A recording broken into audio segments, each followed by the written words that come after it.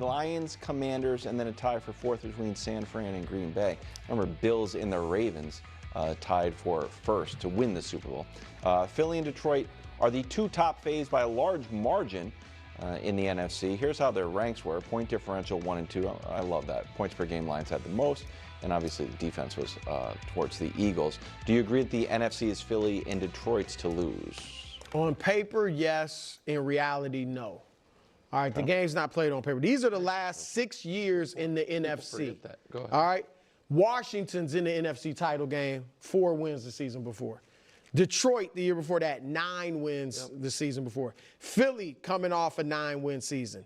The Rams coming off a 10-win season. Tampa Bay coming off a 7-win season. I get it, they got Tom Brady. San Francisco coming off a 4-win season. Those are teams in the title game? Yes. Okay, gotcha. So there's always been a team getting in the title game that we didn't expect. And I just look, I mean, these aren't surprises, but these 4 teams, to me, have a very good shot at getting to the NFC title game, if not beyond, with Philly and Detroit. San Francisco, the Rams, who almost beat Philly last year in the playoffs, and the Rams are better this year, I believe.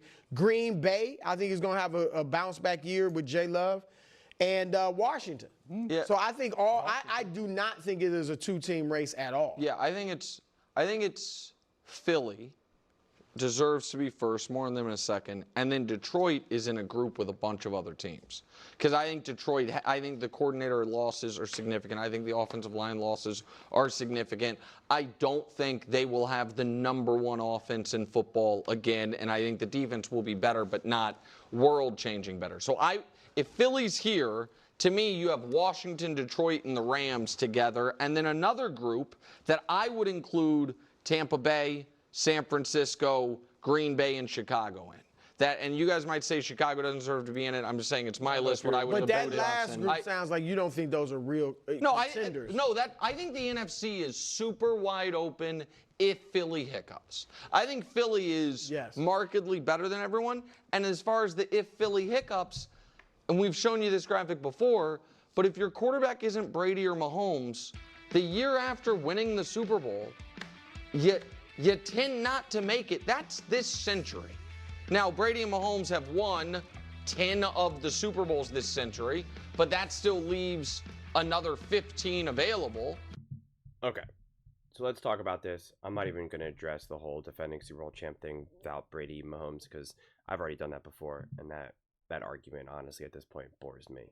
But here's the reality, and I'm actually really excited that this clip came out after what was announced from the Philadelphia Eagles. And because it was going to be my exact take, and it has already been my take. When I talked about this after the draft for the Eagles and any of the other conversations about repeating, and I didn't have the energy to go try to find the previous clips of me saying it. But it's just, I was so firm about, like, for the Philadelphia Eagles, it's not about repeating. It's not about, defending or proving who they are. Like, it's just about continued greatness, continued excellence, and really the objective is how do we build a great team? Not how do we build a team that ensures that we repeat. How do we build a great team that ensures that we have the best chance to win another Super Bowl in the next 2 years, 3 years, whatever the exact timeline is. And I was proven pretty much correctly when you see what's coming out of the Philadelphia Eagles camp. Like, not only what Sirianni was saying, but you can hear all the players saying this as well. And this was, like, posted on an article written by ESPN saying, the Philadelphia Eagles enter the 2025 campaign hyper-focused on turning the page from the Super Bowl run last season to the point where terms such as defending champs and repeat are being left on the cutting floor. We're the 2024 world champs. That's it. We're not defending anything. Jordan Mailata said after the team's first training camp practice Wednesday, I don't like hearing we're the defending champions. We're not defending nothing. We just won the title, and now we've got to go win it again. Prove it all over again. That's the mentality this team is going to have. We're not here to prove anything to anyone else but ourselves, and we know the mission. We're mission-focused. And Hurts, who's been hanging out with Michael Jordan, apparently. It's a new journey. It's a new season, and those things are far behind us. The past is behind us and the future is too far away. So we have to stay present and worry about right now. Apparently also, Michael Jordan told him to be like, don't use the word repeat and stuff like that. And, Hurts also gave, it's not listed in this article here, but he was like very firm of just like last year was last year. Like he didn't even wear his Super Bowl ring and whatnot when it was given to him. And like, that's his mentality. That's his leadership. That's who he is as a quarterback. It's the extension of him having the Kansas City Chiefs confetti on his wallpaper, for his phone and whatnot. And so I love that. That's awesome. That's how I am. That's really always been my mentality. And it was something that I learned at such a young age when I was coached by Major League Baseball coach Terry Francona. And he was just like, if you hit a home run, put your head down and run around the bases. Act like you've been there before. Act like you've done it before. And I learned, and he coached me when I was like, gosh, I don't know, man, I might have been like 10 years. I was young, 10, 11, 12. And it's always resonated with me. And I always find it shocking that I even see players who I love, who I think are great, the Josh Allens, the Lamar Jacksons, the Patrick Mahomes, the Tom Brady's, they score a touchdown, and the way how they celebrate and how into it they are, and it's only like the second quarter, and it could be like a AFC Championship game, Super Bowl, and I'm thinking to myself, bro, you have a whole nother second half. Like, what are you celebrating about? Like, what? Like, we're not even close to the job being done. Like, I can't believe you could even allow yourself to celebrate. Like, it's just not how I am. And that's why it's like, someone like a Jalen Hurts, like when he throws like a literal massive touchdown of the Super Bowl and he's just like kind of like, yeah, what's up? It just is what it is. Like that is something that, lands for me significantly. And that is the mentality that, it seems like the Philadelphia Eagles are bringing to this year as well. So this whole thing of like agree the NFC's Eagles or Lions to lose or this or that, I get it. In some way, they're a little like they're actually kind of different conversations. One's a mentality. One's like, hey, let's just like let's have this conversation very literally. I don't see it that way. I really don't, because we know how football is. And I was actually looking at the PFF power rankings, which I actually thought were pretty interesting, and it shows you just how close. I think sometimes when we look at these numbers, the plus 340 and the plus 500 and the plus 850, it's a little bit harder for people to kind of really grasp. The over minus 180, minus 170, but I think PFF really simplifies it and dumbs it down to so you can really see just how narrow all of this stuff is. If we just look at winning the Super Bowl, it's 11% for the Ravens, 10% for the Eagles, 10% for the Bills, 9% for Kansas City, 7% for Detroit. That's just those top 5 teams. I mean, it's so narrow, so incredibly narrow. And actually, the Philadelphia Eagles have the best chance to win the conference. But they actually have a lower chance to win the division, 55%, for instance, the Buffalo Bills, 62% chance, obviously a weaker division, but a higher chance than the Chiefs, who are at 46%, or the Ravens, who are at 54%. And so it's so narrow. When you look at the wins and losses for the average wins projected, 11, 11.1 to 11.2 to 11.6 to 10.8, 10.1. Just the margin of error already, even if we're just looking at this strictly 100% statistically, it's like the margin of error is all right there. And so, I mean, the reality is like, we could even just look at a team like the Kansas City Chiefs. Kansas City Chiefs, went back to back and were obviously trying to three-peat. And the reality is, and I know Eagles fans know this and believe this, they absolutely could have lost in 22. They absolutely positively could have lost in 23. They could have not even made it to the Super Bowl in 23. They could have not even made it to the Super Bowl in 24. The Philadelphia Eagles, who I laugh when they say, oh, the Rams almost beat them. It's theoretically true, but it's also often used to downplay what the Eagles bring to the table. But it is also technically true. When people say that, they don't really mean it the way how I'm going to use it right now. But it is true, because it's just like, yeah, Jake Elliott misses another field goal, and it's like, and you lose. The Washington Commanders beat the Bucks. Their kicker almost missed that field goal to win the game, right? Like we know how narrow all of this stuff can be. I mean, we see it again and again and again. And the best thing that a team like the Philadelphia Eagles had going for them was that they dominated in the NFC Championship game and they dominated in the Super Bowl. Now, if they won by 3 points, by 1 point in the NFC Championship game and the Super Bowl, then you could start to really be like, oh man, that was narrow. That was a lot of things needed to happen for the Philadelphia Eagles to pull that off. But the fact that they won so dominantly in the NFC Championship game and the Super Bowl, that's when you can kind of push back a little this idea of like, they almost didn't win. And it's like, okay, yeah, technically there's some truth to that, but like, you're really downplaying how great this team was. But at the same time, if we're going to have an honest conversation about it, we can highlight and say, hey man, many football games do come down to this like one random weird play that it's just like, it either bounces in your favor or not. Philadelphia Eagles, when they won the Super Bowl in 2017, like they could have lost to the Falcons. That they absolutely, could have lost on that final play. Could have either been pass interference or just a touchdown pass. Like we know those things happen. We know those things happen literally all the time.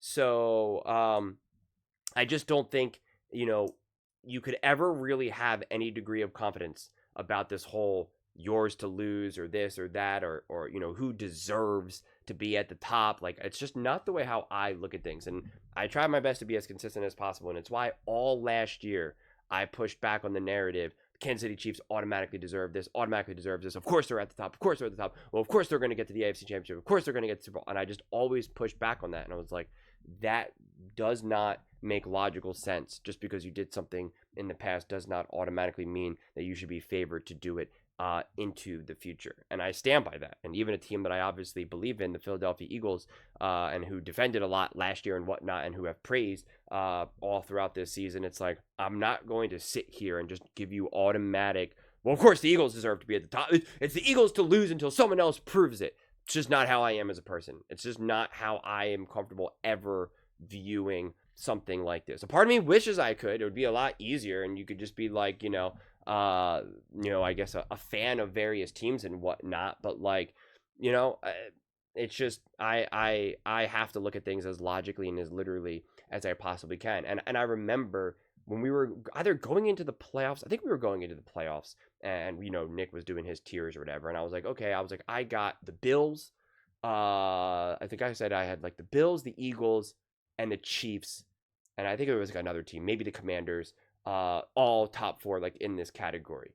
And some people in the comment section were like, oh wow, like how bold of you to put all those teams and not kind of rank them in order. And I'm just like, that's the way I see it. I see all these teams, they're on top of each other, they're right next to each other. And I was like, and that's the way I see it. And I'm not going to change it just for the sake of trying to be like, big, bold, or try to take like a fan approach to sports talk. Like, that's just not my desire. And the truth is like, what it should have been is that, the Eagles were at the top, and those other three teams kind of had their own tier.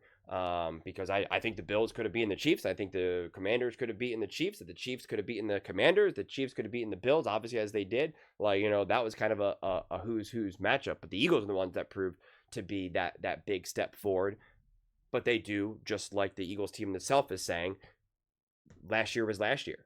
This year was this year. And just like Nick kind of said about the potential to take a step back forward because of the coordinating, which I also firmly believe and have said a lot, I have to see what the coordinating, what the OC looks like for the Philadelphia Eagles. There's a sense that Jalen Hurts is actually, legitimately getting better at the quarterback position and playing a higher quality football. And if there's actually a step forward for Jalen Hurts to take, I mean, like, yeah, then it's an absolute undeniable lookout.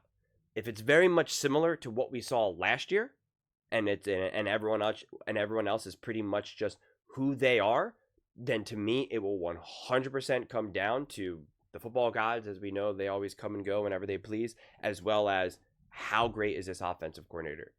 How great. To me, for the Eagles to truly be what probably a lot of Eagles fans want this team, obviously want them to be, to repeat and all that, the offense, the OC for the Philadelphia Eagles, it needs to be a year where people are like, this guy's getting a head coaching job. I don't know. Should the Buffalo Bills consider? I mean, the Buffalo Bills are going to want to look at him. Maybe the Dallas Cowboys are going to want to poach it. Like it's going to have to be one of those years where you're just like, oh my gosh, this guy's going to be able to, pick and choose his job. It can't be any of these other kind of weird question marks. And like I said, the Eagles fans got a front row seat with that in 23. And in a way, they kind of had that even after they won the Super Bowl in 2017, 2018, and the following year when they lost Frank Reich. They kind of saw like, oh, things are different now. This offense is different. It doesn't look the same as when Frank Reich was more the offensive play caller there and running this offense. And so you're always at the mercy of coaching staff changes. And so that's another thing that I have to really just be like, I have to wait and see. I would feel so much better if Kellen Moore was still the OC, and now you get to have that continuity, you get to have that growth. But it's hitting the reset button yet again with Jalen Hurts, and so you just have to see if not only do you recapture what you had before, but ideally, is there a way for you to take a step forward? If Jalen Hurts can take a step forward and be an even better quarterback, and what we've witnessed for his first 3-4 years of his career were just the beginning of his career, and he's going to start to transition into like a higher level quarterback. I mean, that is scary. I just got the chills just thinking about that. It's just like we thought we saw his peak, but we really haven't. And I think what we especially saw last year, and especially in the playoffs, we saw him be an elite game manager. And I am on the record saying that is so important. And I actually just recorded this. I saved it just for my own, where Bill Belichick talked about, what made Tom Brady the most, special. And it was just like, it was really at the core of it. I won't go into the whole thing, but really at the core of it was just like his ability to manage a game, to not take losses, to always get positive yards. Like it wasn't like, oh, his ability to just carve up the defense on third and long and a gotta have it moment. Like it was never that. It was not like, oh, for him to keep his composure in the fourth quarter. It was just like, essentially it was just like the floor was an elite game manager. And again, like it's, for some reason that's seen as such a negative. And I think Jalen Hurts really elevated it. In 24, I really felt like Jalen Hurts was running that offense in ways that I did not feel he was doing in 21, 22, 23. So that excites me when I can watch these games and feel like that's Jalen Hurts running this offense right now. He's the one that's executing. He's the one that's managing this game, and he's doing it from a place of comfort. That's a scary thought, because we already know he can game break and game, and change the game as well. But I think the levels of consistency and your ability to repeat and your ability to have continued excellence is so much more built upon, can you manage the game? If you think about it, that's where even Josh Allen and Lamar Jackson have now taken their steps forward. Is Josh Allen has gotten a more grounded view of what it takes to be a consistent winner in the NFL. Same thing with Patrick Mahomes over these last few years with Andy Reid. And so the fact that Jalen Hurts is now getting it seemingly earlier than a lot of these other quarterbacks have had, I think that could be something. So that to me is also a pretty big thing to look for. I know everyone else is like wants to see Jalen Hurts, like they're trying to push like Jalen Hurts has to throw for 4,500 yards and 35 touchdowns, and I'm like, no, I want to see him continue to manage the game as beautifully as he did last season. You do that, you're gonna keep winning. Those are just my thoughts. I'd absolutely love to hear yours. What do you guys all think about the Philadelphia Eagles? Do you agree that it's the Eagles and the Lions to lose? Do you think they should be, they deserve to be at the top? Let me know in the comments below. I read every single comment, so whether you agree with me or disagree with me, either way, let's get in some discussions, let's get in some fights, but ultimately, let's just have some fun. And please do consider subscribing. We're building an amazing community here, and I absolutely love to see you part of it. I want to build something that we all generally feel connected to, something that we're really excited to be part of. I think we're on our way to doing it. Please don't forget to give this video a thumbs up, as it really does help with the visibility and the algorithm. Thank you so much. See you next time.